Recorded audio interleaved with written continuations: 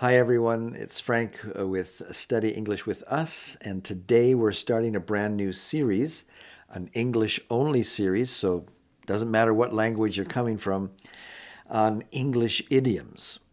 And these are fascinating to study because if you're learning the English language, you probably hear these all the time, and you may wonder what on earth the person is talking about. Because if you try and translate the words, the individual words of an idiom literally, it's probably going to make no sense to you at all. And so idioms are something that you really have to take some time and learn the specific meaning that us English speaking people have assigned to these little sayings in English. And so let's have some fun together. Let's get started.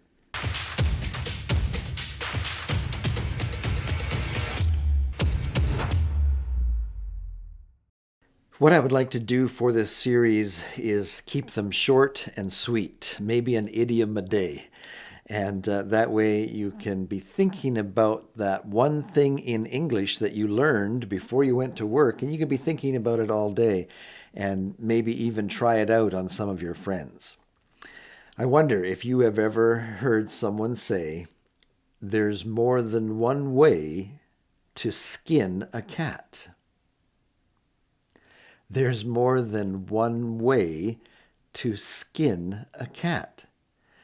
Now, before we talk about the phrase itself and what the idiom means, I think we should also, first of all, talk about the term skin in this context. What does your friend mean when he says there's more than one way to skin a cat? You might understand all of the other words in the phrase, but might be having a little bit of difficulty with skin. How do you skin a cat? What does it mean to skin a cat? Well, you probably are familiar with the word itself and how it refers to the covering that we all have all over our bodies. It protects us from the environment to have the skin on our hands, our arms, our whole body. So what does it mean to skin a cat? A cat already has skin on it. How can you put more skin on the cat? In this context, skin is actually a verb. When you skin an animal, what it means is you're taking the skin off. After the animal has died, you take the skin off so that you can work with the meat or do something else with the body of the animal. And so hunters, after they shoot their deer, after they kill the animal, they're going to skin it. They take a knife, they cut open the skin, and then they take the skin off the animal. So that's what it means to skin a cat. That's taking the skin off the cat. But now you might be wondering, well, why would my friend want to skin a cat? It just is a little bit disturbing to hear my friend say that he wants to skin a cat and that there's more than one way to skin a cat. Well, it's just an idiom. It's just an English saying. And when you hear somebody say that, it's not that they're really wanting to go out and take a cat and skin it. All they're saying is that there is more than one way to do things. And usually, people will use this phrase when something has been attempted and the attempt has failed. It's been unsuccessful. You might have tried to work on a project and you failed.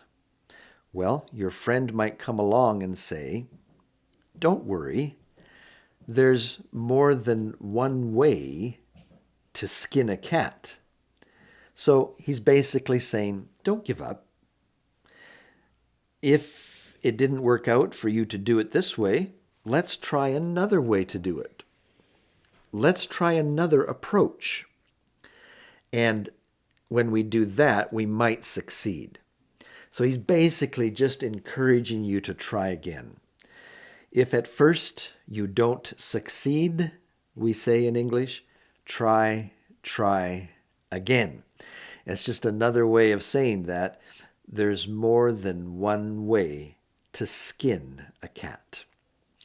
And so that's our idiom for today. I hope that you enjoyed it, and maybe before we finish, we should have you repeat it after me. Let's try that. There's more than one way.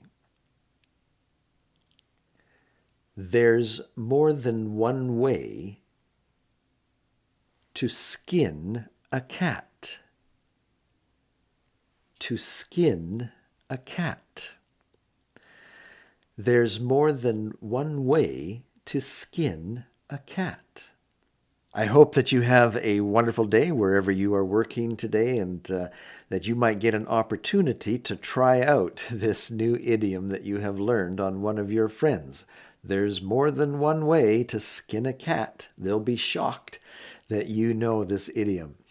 And I hope that you found it helpful. If you have, go ahead, give us a like, share, and if you haven't yet done so, we invite you to subscribe to Study English with Us. And we'll see you next time here. Bye for now.